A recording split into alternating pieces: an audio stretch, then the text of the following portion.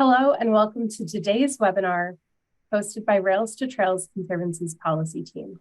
My name is Mary Ellen Kuntz. I'm the Trail Nation Collaborative Lead here at RTC, and I will be your moderator for today's session. Our topic is investing in active transportation to reduce carbon, innovative state and regional programs. In this session, you will learn more about the carbon reduction program and find out how our panelists are investing in federal and state carbon reduction funding in active transportation. The carbon reduction program, which was introduced under the bipartisan infrastructure law, is a federal formula program that provides between $6.4 billion between 2022 and 2026 to a wide range of projects designed to reduce transportation emissions from on-road highway sources. The program provides states with flexible funds aimed at reducing transportation emissions through one, the development of state carbon reduction strategies that must be updated at least once every 4 years, and two, by funding projects designed to reduce transportation emissions. Included in the eligible use of funds are transportation alternatives eligible projects, including the construction, planning, and design of off and on-road trail facilities for pedestrians, bicyclists, and other non-motorized forms of transportation.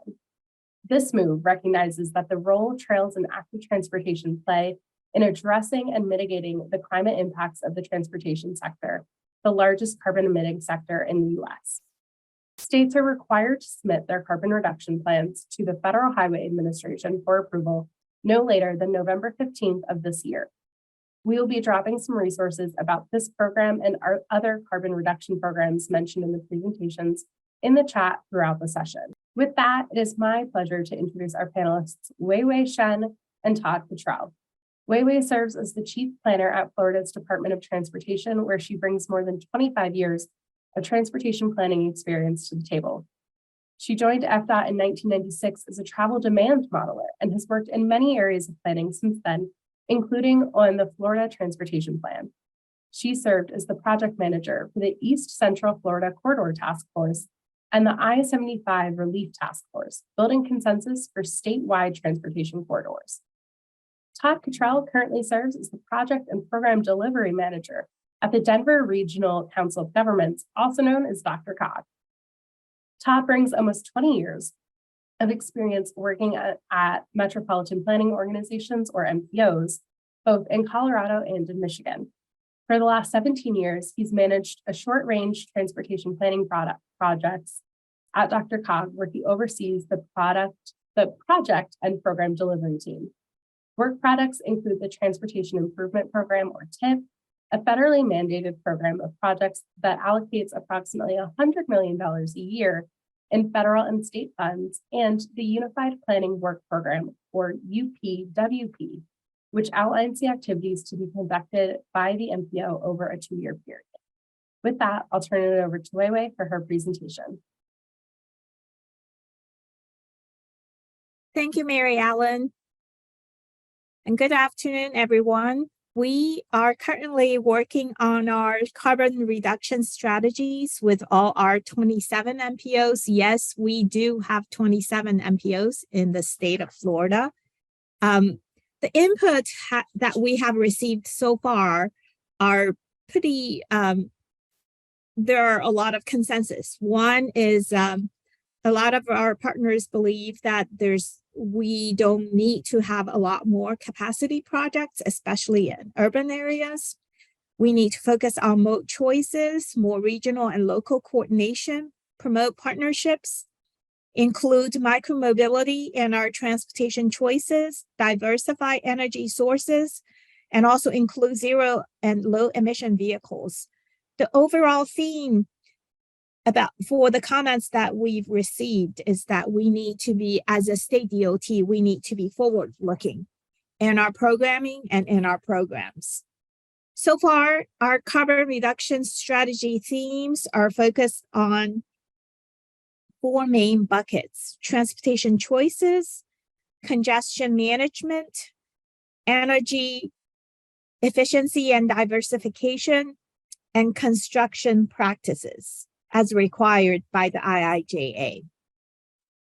As Mary Ellen mentioned earlier today, as we all know, the carbon reduction plan goals are focused on reducing single occupancy vehicle trips and the facilitation of the use of vehicles or modes of travel that would result in lower emissions, and also the facilitation of approaches to construction that would result in lower emissions as well. The carbon reduction plan goals are compatible with the Florida transportation goal of promoting transportation choices to improve accessibility and equity in our communities.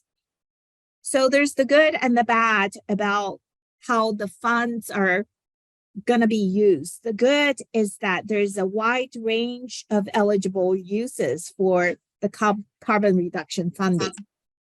We could use the funding for non-motorized transportation, congestion pricing and travel demand strategies, roundabouts and innovative intersections, truck parking, public transportation, micromobility. In short, any projects that could demonstrate ability to reduce emissions are eligible for this funding. The cumbersome part of the programming of this funds is that 65% of the funds are suballocated to urban areas. So at times, the suballocation allows us to kind of earmark these funds for our communities, but sometimes the suballocation of funds dilutes the impact of this funding. If a small urban area just gets a minute amount of the funding, it's a little bit cumbersome to program projects for that urban area.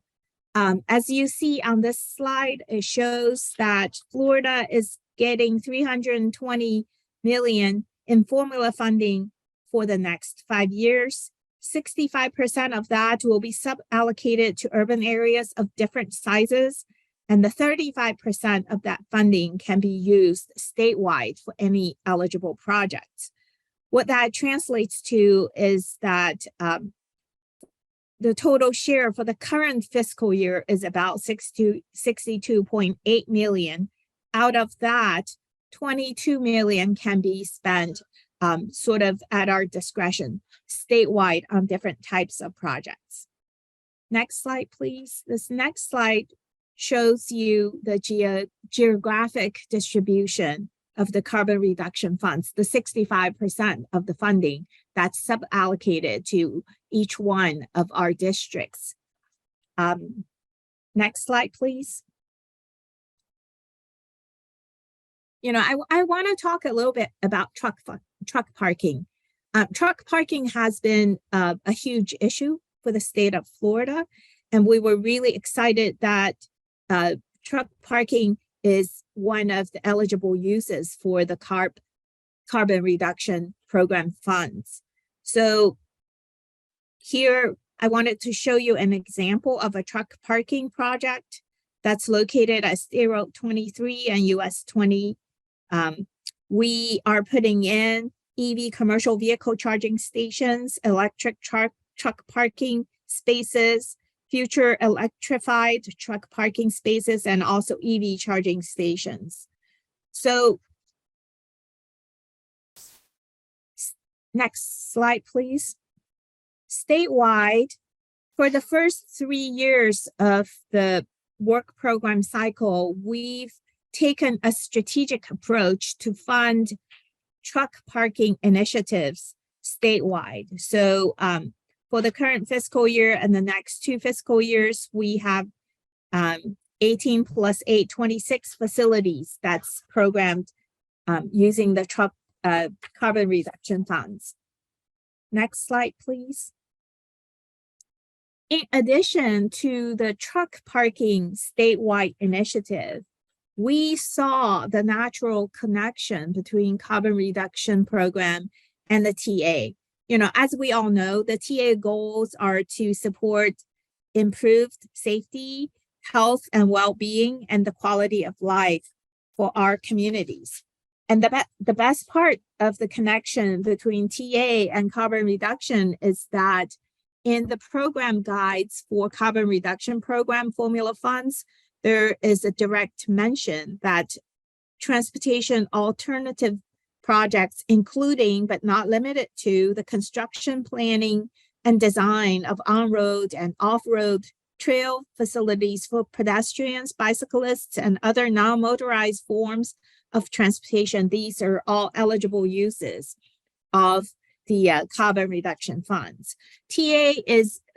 The TA program in Florida, we have a little bit more funding than $20 million a year. I think it comes about $40 million a year, but it's a competitive program, and we have lots of priorities from the local NPOs that we listed, but don't have any funds to program for. So next slide, please. So we're very excited. For the first 3 years of the adopted work program, we were able to program many projects from the TA initiatives. Some of these are adding funding to existing projects, and some of these are adding new projects into the work program. So I wanted to show you guys a few examples of the TA projects that we were able to fund. Next slide, please. This is a sidewalk project, construction of a sidewalk project that we were able to bring into the work program using carbon reduction dollars. Next slide, please. As we go into the current work program, we found that there's a lot of cost escalation for our projects, and trail projects are no exception to that trend. So this slide is an example of a statewide TA eligible project that had funding shortages due to cost increases. This project includes a construction of 10-foot wide multi-use path along the county road from Rattlesnake Hammock to State Road 86, and it is a Collier County pathway #1 priority. So the total existing funding is about $1.7 million. Due to the cost increases, we've added an additional $800,000 of carbon reduction funding. So to make the project whole and also stabilize the existing work program. In addition, next slide, please. We're also able to leverage the carbon reduction funding to add new sidewalk and bike path projects into the work program. For example, in DOT District 3, there's a sidewalk project, which is a local priority. In the past, we were not able to fund it through the TA program. So now we've added it into the work program for a total about $3 million. And also another example was in District 7 in Hillsborough County. There were some sidewalk projects at the city of Tampa's waterfront park. It cost about $1.15 million, and we're added that to fiscal year 2024. Next slide, please. The way FDOT does our funding priorities is that, like in the spring of every year, we get together and talk about program funding, sort of big picture items and directions. And then we implement those when we go through the regular work program cycle later in the summer following these directions, and then actually program all the projects. So within the adopted work program right now, here's how much money is left that's not programmed with regard to the CARB funds. So we programmed to the penny for the current fiscal year, and then we have some small amounts left for fiscal years 24 and 25. For the two outer years, 26 and 27, we have not identified any specific projects for the funding, but the overall strategy that we have for the CARB funds is that we're going to focus on two major buckets: active transportation, TA types of projects, and also congestion management strategy and congestion management projects like ITS, TSMNO types of projects. These decisions are going to be, we're going to be making some of those decisions on a project by project basis through the normal work program cycle later in the summer. So Ken Bryant also wanted me to share some great news with the trail community, and we're so excited. It's a great time for trails in Florida because this year the legislature and the governor has augmented our existing Sun Trail program to give us a one-time infusion of $200 million to sort of start planning, designing, and making sure that trail programs are ready to be programmed for construction. And also, they've also added language into the Sun Trail legislation to make sure that we make sure we connect the gaps and connect our Sun Trail program with the trail towns that's identified throughout the state, and also connect the Sun Trail network with our wildlife corridors. So in addition to the $200 million one-time infusion of additional funds, we're also getting 25 million more each year. So the legislation gave us 25 million each year starting from 2015 when they created the Sun Trail program. Now we're getting, starting this fiscal year, we're getting 50 million instead of 25. So it basically doubled the funding that we're going to allocate for the motorized, non-motorized paved trail system. It would contribute greatly towards the vision of a statewide interconnected trail system in Florida. And we want to be the #1 trail destination internationally. So I think that concludes my presentation, and I look forward to hearing from Todd, and also look forward to our conversation. Thank you so much, Huiwei. It's always great to hear the innovative things happening across the state of Florida, including at the DOT. So with that, we'll turn it over to Todd Cottrell from the Denver Regional Council of Governments to chat more about the work that they're doing. Thank you so much. And thank you, Huiwei, for going through sort of what Florida is going through. And so I wanted to take this to a different perspective and really look at it in terms of what a typical MPO might be looking at and how we would invest in active transportation. And I hope sort of towards the end that you will get what our takeaway is that we are not really looking at an individual funding source to provide those funds to our project sponsors, to our local community. We're trying to provide the most flexibility so that they can receive funds for their individual project. But first I did want to go into is, who is DRCOG? Where are we located? What do we all encompass? We are a pretty large regional council of governments. Primarily, we have 3 different roles: a regional planning commission, an area agency on aging, and a metropolitan planning organization. Being the MPO, I think, is sort of the most important aspect of who we are for this conversation. But we cover all the way from, the foothills of the Rocky Mountains out to the plains. So there is a large area for us to go ahead and program. Next slide.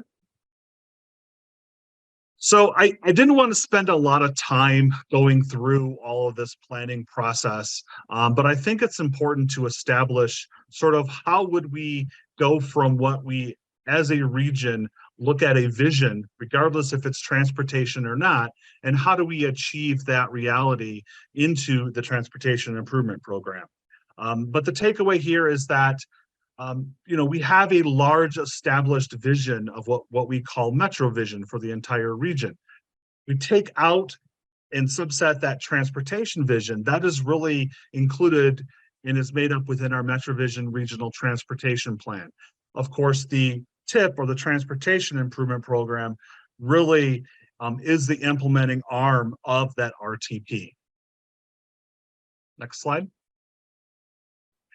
So as required by the IIJA, there is a carbon reduction strategy that states must take on. And through the state of Colorado, the Department of Transportation is developing that. However, it's based on efforts that we have already gone through as a state, based on 2019 legislation. And we call that the Greenhouse Gas Pollution Reduction Roadmap.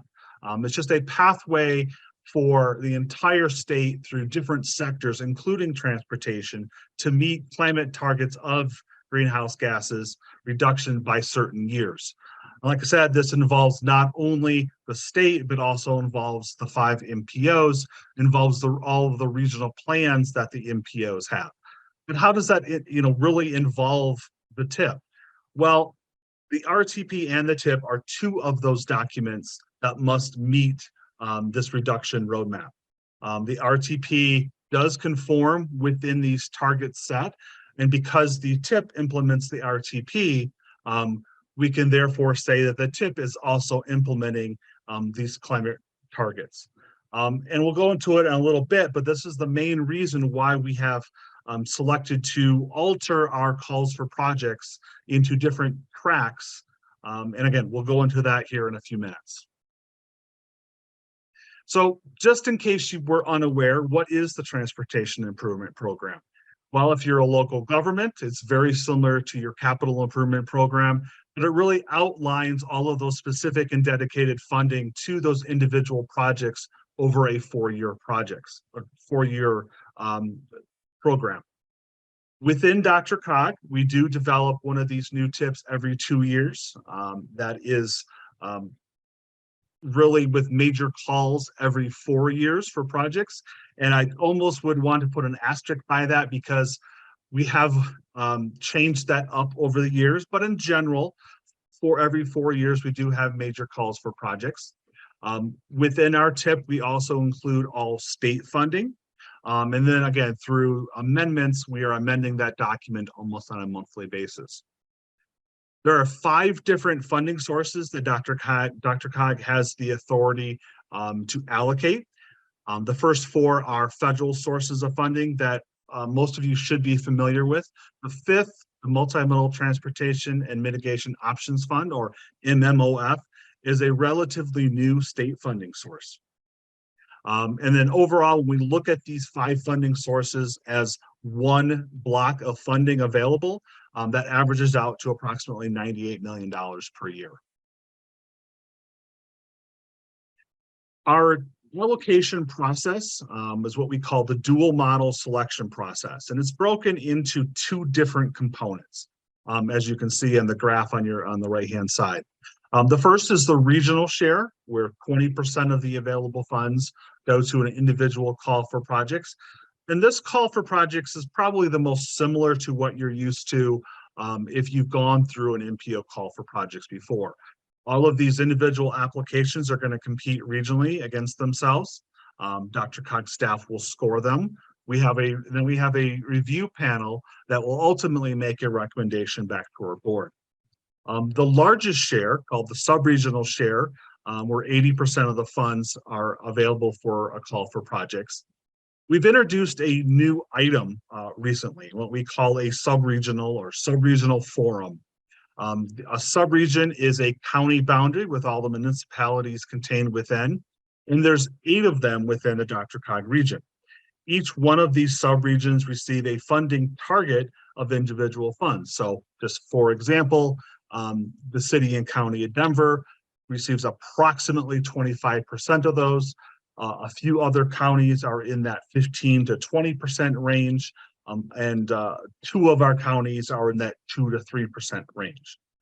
But anyhow, if an applicant is interested in applying for MPO funds, they would apply directly to that individual sub-region which they are a member of. Each one of those sub-regions review, score, discuss, ultimately prioritize within that funding target, and then ultimately make a recommendation back to our board. It's just an extra step that allows not only the regional vision of what DRCOG has set, but also to influence maybe any local values that each one of these subregions may have. So ultimately, when we look at this, we have two individual calls for projects, the regional and subregional, and then there's two different tracks in each one of these calls. The first is called air quality multimodal, and the second STBG, and we'll explain that here in a minute on the next slide. For the air quality and multimodal track, this essentially combines the CMAQ, the carbon reduction program, the transportation alternatives, and those state multimodal options funds all into one track. So ultimately, when an applicant is filling an application out, their application and ultimate project must reduce pollution and or congestion. Therefore, we've capped in terms of the types of projects that can be submitted. So no roadway capacity, roadway reconstruction, any projects involving a bridge or transit operations. Even though each one of those individual funding sources contain their own individual local match requirements, overall, when we look at this track, we have set a minimum match requirement of 10%, which greatly helps out the individual project sponsors. And that's primarily because the state multimodal options funds require a 50% match of non-MMOF funds, meaning it can be any other type of funds. We're able to combine these because we're able to double count that local match due to those match requirements within those state funds. So for example, if we have a simple $2 million project, one half or $1 million might be those state multimodal options fund. 800,000 might be one of those three available federal funding sources, and 200,000 in local match. So overall, with that 50% multimodal options fund match, essentially is contained of that 800,000 of federal funds plus that 200,000 in local funds. We're able to use the match for the federal funds uses the local funds. Overall, when we look at that complete picture for that one particular example project, that match rate is only 10% of the total project. And so again, that is a great benefit to not only DRCOG when we are programming funds, but also a great benefit to the individual project sponsor who is applying. The second track is a little bit more simplistic. Again, it's just surface transportation block grant. We are exclusively using that funding source with a 20% match, and eligibility is not as restricted at all as the air quality multimodal track. Next slide.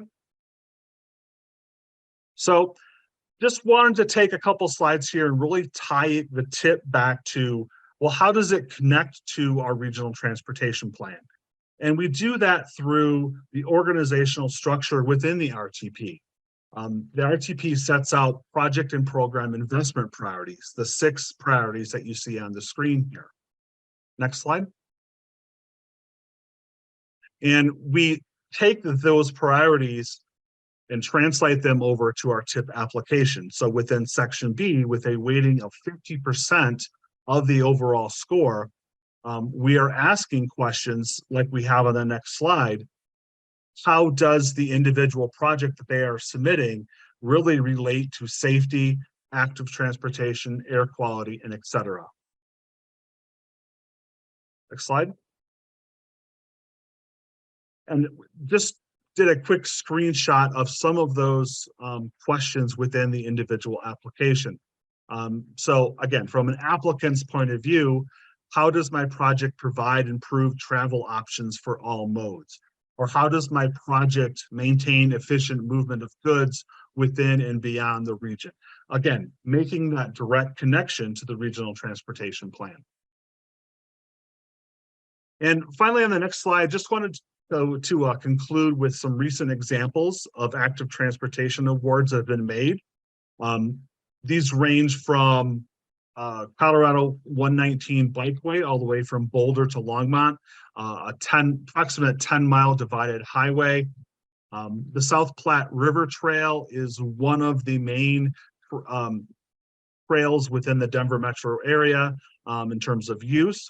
The city and county of Denver is working to reconstruct segments of that trail. Peaks to Plains Trail is a trail within Jefferson County on the western portion of the MPO. The county is looking to complete a segment of trail that ultimately will go across all the state of Colorado. The Denver Metro Area Fast Tracks, which is our light rails system, numerous applications, not only what you see here, but in the past, that just improve access to those individual stations. Numerous under and overpass projects, including state highways, arterials, even a railroad. And finally, just a couple notes that paint a larger picture in terms of active transportation within the Denver area. Every single one of our roadway projects do include some type of active transportation component. Historically, that has always been the case. There has never been sort of a requirement from DRCOG to require an active transportation component within a roadway project. It's just sort of always been that. Most likely from the applicant's point of view, it provides them some additional points to have their applications to score higher. But again, that has always been a great benefit to all the projects that we have submitted. And then finally, when we look at the current tip that we actually have under public comment now, overall, over half of those total projects do involve active transportation, whether that is the main focus of the individual project, or overall there is just a minor component to a much larger overarching type of project.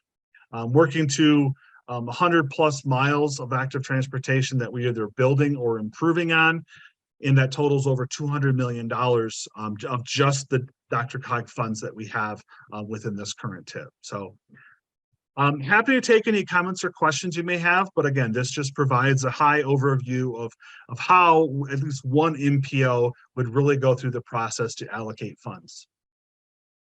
Thank you, Todd. It is so wonderful to see DRCOG's focus on trails and active transportation in really achieving your carbon reduction goals across the region. I'm now going to turn it over to Ken Bryan, RTC's Florida Director and Senior Strategist for External Relations, to ask Huiwei and Todd a few follow-up questions before we move to the audience Q&A. And just a reminder before that, to add your questions to the Q&A box at the bottom so that we've got plenty of time to chat with you all. Thanks. Thank you, Mary Ellen, and thank you, Huiwei. Thank you, Todd, for your presentations. I think what makes it nice is the contrast that your two presentations had. So Huiwei, you brought a statewide perspective and how a central office can implement the carbon reduction program. Todd, you brought the local perspective on how a local community can show leadership and use those dollars for the type of projects that you're doing.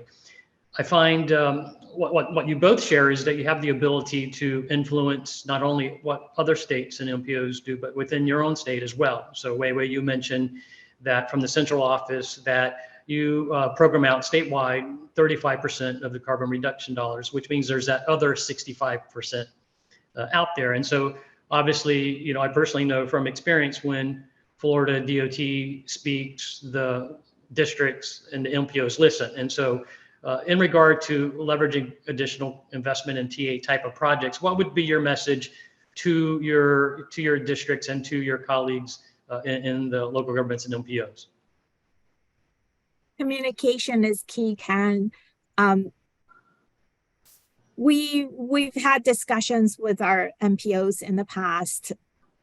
Todd, I think you would appreciate this. There's they think some of the money is theirs, DOT is just programming for them. But it's a consultation process. So I think DOT is taking a community-centric approach for our project development efforts. My message to my DOT internal DOT staff and our external MPO partners is that we need to sit down together and talk before we program everything. Sometimes, like last year for some of the resilience projects, we really didn't have time. we just had to, just have to go through the list of prioritize the list from the MPOs and just go ahead and program. But I think within the next work program cycle, what we need to do is really consult with each other and collaborate and make sure, sometimes we have the prioritized project list from the MPOs, but we can say, okay, your number one priority I can fund. 2, 3, because of the amount or the readiness, whatever, we have to go to number 4. But everyone needs to be on the same page about how that decision is made. So communication is the key, and we're going to be community centric, and we have really to sit down, talk to each other, and really hear each other as to what's most important. And my hope is that when we program any projects, especially these active transportation projects that would make a huge difference in the quality of life of our communities, that we all need to agree as to where we invest our dollars. Thank you, Huiwei. And so Todd, you are setting the stage for Colorado, and being creative and use. What would be your message? What would you say to your DOT to encourage them to take approach similar to what you are doing there? I think I would echo the message of communication, working with the local government sponsors, and to work in partnership. From an applicant's point of view, whether that is the actual state applying for funds with us or using their own sources of funds, whether a project sponsor is going to an MPO, applying for funds should be the absolute last step, meaning they need to go through that engineering review. Is there going to be right-of-way necessary?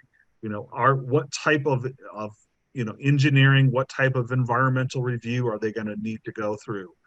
There is a lot of steps that most project sponsors will not go through. Now, I think over the last tip cycle, we have greatly encouraged and seen an uptick in sort of that pre-development work. And again, this works on both sides. It's not just from a local project sponsor, but also from a state point of view when they're going through and developing their projects.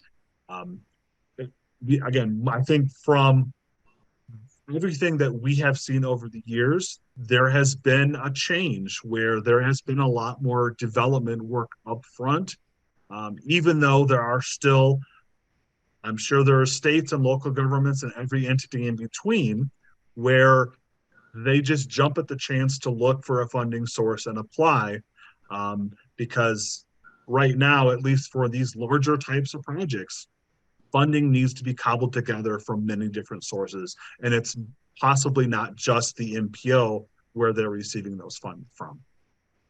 And if I may add to what Todd just said, as I saw his slides about how to kind of put different funding sources together to fund the projects that are priorities, we all have to think holistically instead of just using our dollars as a funding source. We have to decide for our community, what's our priority? Once we determine that, we go find the funding sources. Because, active transportation projects, if a community values that more than a highway project, it has to show in their LRTP and their TIP in their strategy. And DOT, we're here to help our communities to realize their vision for transportation. So think comprehensively and holistically, and then put the funding sources together to make your vision a reality. Yeah, that's good advice, Huiwei. I'm glad that you made that addition. Kind of switching gears a little bit. So it seems like vehicle electrification, gets all the attention these days, with the press and the policymakers. Of course, it's tough to compete with Elon Musk. But why should states and regions focus on driving less and shifting trips to other modes of transportation and TA type projects? And we'll start off with you, Huiwei, if you could go first, please. All right. So the EV we worked on our EV master plan, EV deployment plan, and it's a new thing for DOT. These charging stations that we got the federal funding, but how long are we going to maintain those? We're trying to work with private entities to come in and do these for us. So it's a new territory for us. But I think it's tougher to change behavior, Ken. The pandemic has accelerated some of the travel behavior changes that would happen within the next 20 years, kind of compressed into a 3-year cycle. But it is still hard to change people's behavior. A lot of people still like to drive their single occupancy vehicles, and they love their gas guzzlers. I can't say gas guzzlers are all bad because they do pay into the transportation trust fund. So what I have to say is that, we just have to support the vision of the local communities. It may be different from a rural community to a very urbanized area like Miami-Dade. So changing people's behavior is hard. Safety is our #1 priority.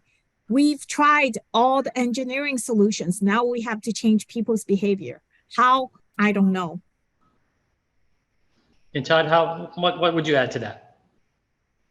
Yeah, I think as a region, just providing everyone as many options as possible. So that includes different ways to get to your home, your school, your work. And I think on a state level, that decision, that conversation has happened a few years ago with the greenhouse gas roadmap. It's not going to solve everything. It doesn't come with a bucket load of funds to provide the opportunity to change everything. It is going to be a slow incremental change and shift over time. But I think just providing that opportunity, that is sort of what we are working towards. If I may, I can't agree more with Todd. My personal pet peeve is that I'm really enamored with the bus rapid transit. I think that's a good system that gets people into their destinations at peak hours faster than private automobiles. But because of bus riders are normally captive riders who don't have cars, and people are not just willing, or the land use doesn't support that types of system. And I always say, this is just me speaking, not as a DOT representative. I think public transportation has to be viewed as a public luxury. Then people will start taking the bus more instead of just a basic public service. But public active transportation is a great way if we figure out more ways for people to use trails and bike paths to commute to their work rather than just for recreational purposes. Yeah, I agree with you there. And I think another point I would just kind of throw out to each of you before we move on is connectivity. Obviously, when you have an interconnected system, that also increases the value of the individual parts. The sum becomes more valuable. So that's all the time we have for our discussion. So I'm going to hand it back over to Mary Ellen, who's going to handle some audience questions and answers. Hi, thank you so much, Ken. So we are going to open up the audience Q&A here. I've got a couple questions already. The first one is for Todd. We've got some folks asking in the chat if DRCOG has added any equity metrics into your project selection metrics for the TIP, and really kind of overall what role equity is playing in the work that you're doing across the region. Certainly. So within our application, we do have questions that relate to equity. We are actually even taking that one step further and really running through a equity analysis. And I will speak that I am not the expert on this. There are others that are more involved than I am. And we've included that analysis within our actual tip document that is going through its public process right now. So there is a whole narrative included on that, and we're really looking at some of those benefits and burdens for those individual projects. So not only on the application side, but also post-application. So what has been recommended? How do all of those projects stack up in terms of the locations against some of these equity concerns? Thank you so much for that. It's really empowering to hear as many communities adding equity into the work that they're doing as they are. I think our next question is for Huiwei. I'm just going to pull it up here in the chat. We're curious if the Transportation Alternatives Program or projects that you're all funding through FDOT are really part of what's kind of the size and the length of those projects at a scale, and then how are they connecting into other larger regional transportation systems? I know that Florida is lucky to have many trail networks, including the Sun Trail. So I'd love to hear more about how the TA funds are helping to complete those networks. The TA program that we administer at the district is a competitive process, and we have an application process, just like Todd talked about, and then we rank the projects and prioritize them. So a lot of the considerations are similar to what Todd just talked about. If it's connects trails regionally, if it helps the local regions, the communities to for economic development, connectivity and accessibility, that type of stuff. I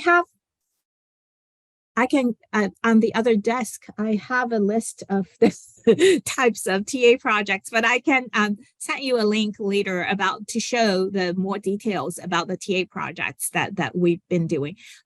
Also like Todd said, now when we, I think Ken, when we developed the Suncoast toll network, we had the trail parallelizing the limited access highway. So right now, active transportation is not an afterthought for DOT. It's baked in the entire project development process. Whenever we have the opportunity, we have the right of way, this is something that we will do for our communities. That's so great to hear. And just to follow up on that, we had a question about whether or not truck parking and the TA projects accounted for all of that CARB funding in FYs 23 to 25, or if there were some other projects mixed in there as well. They accounted for the entirety of the first 3 years. We've made a conscious decision to do it that way, to focus on truck parking and TA. So for the 2 outer years, I think we're going to shift away from truck parking because, we kind of met the demand somewhat. So we're going to focus on TA and congestion management type of projects for the outer 2 years. That sounds good. I know that Florida has a lot of ports and a lot of things coming into the state that you have to account for. So the next question we have is back to Todd for this one. We're curious, someone in the audience is curious if the bill and IIJA provisions have allowed HSIP, or they do allow HSIP to be used as a local match for Transportation Alternatives Program funding and other bike ped and trail projects. And we know that there's a lot of communities that really struggle to make up this 20%. I'll note that it's a floating range for some of the Western states with a particularly high percentage of federal lands, but for most states, it's about 20%. Do you know if HSIP is being used as a match in Colorado and the Denver area in particular? So HSIP funds exclusively have been used by the DOT. So I am not aware of any HSIP funds being used as part of that match for at least for any of our funds. Now, we have the restriction of not being able to use federal funds to match other federal funds. So I'm sure there's a lot of other magic that really happens at the state DOT level, but in terms of the projects, at least that we are allocating, it's almost exclusively always local cash match. Okay, that's great. It's great to hear what's happening at the state level and figuring out just how communities can take the most advantage possible of the work that you all are doing across the region too. So I think we've got we've got time for a few more questions if people have more. But the next one, I'd love to hear from Huiwei and Todd, you as well, about how you've really built the political will for state funding, Huiwei with the Sun Trail and why the state's so invested in that. And Todd, I know that there's an incredible network happening in the Denver area, and you both are coming from places with really strong outdoor economies. So I'd love to hear kind of how you built the political will to make this magic happen. Okay, I'll go first. It takes a village. I can't really take the credit for what happened, the great things that's happening to the Sun Trail program. Ken Bryant is a key stakeholder. He played a pivotal role in everything that's happening, and he also promised me more money for next year. So it takes leadership at the legislative level, takes legislators who really do care about active transportation, who has really a stake in making this kind of vision reality, to allocate funding for it. And it also takes everybody working together, like our secretary, our district secretaries going out there, talking with legislators about the importance of active transportation, and the legislators listening to us, the support of the governor and the support of the industry. And I think Ken may have more insight on this as well. So it takes a village, everybody working together. Yeah, and I would echo everything that Huiwei said, because that is exactly sort of the environment that Colorado is in. You know, there is an appreciation for our board of directors, and we have 58 of them, but they really work all together to provide the best opportunity to fund the projects that are necessary.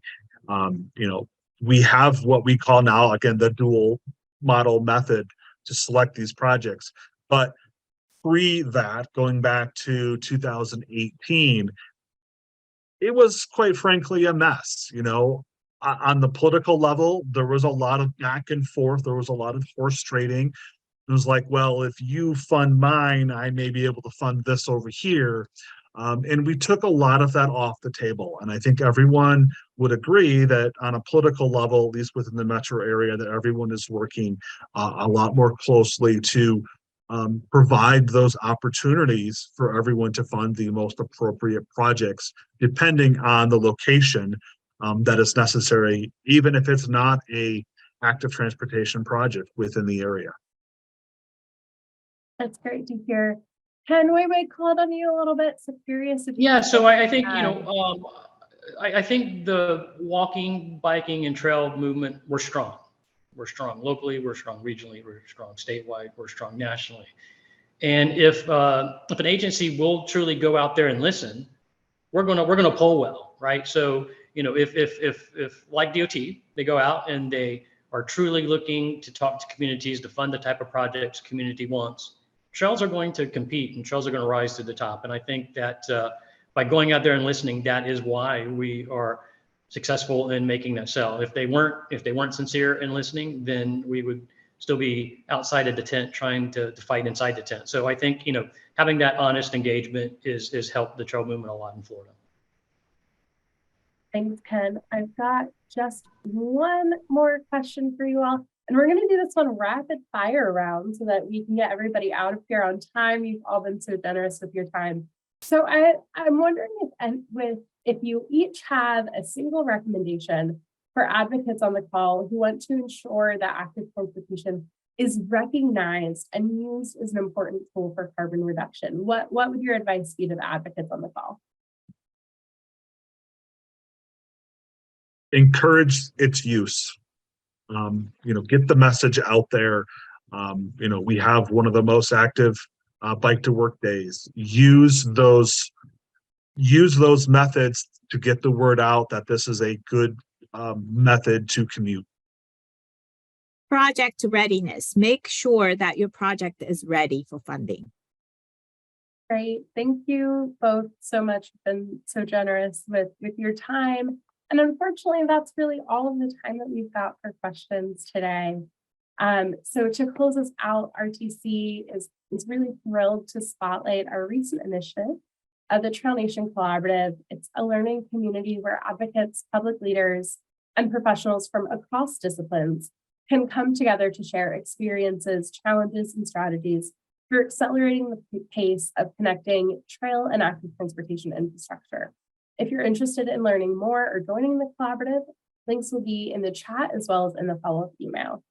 We also have a few upcoming webinars later this month and in July.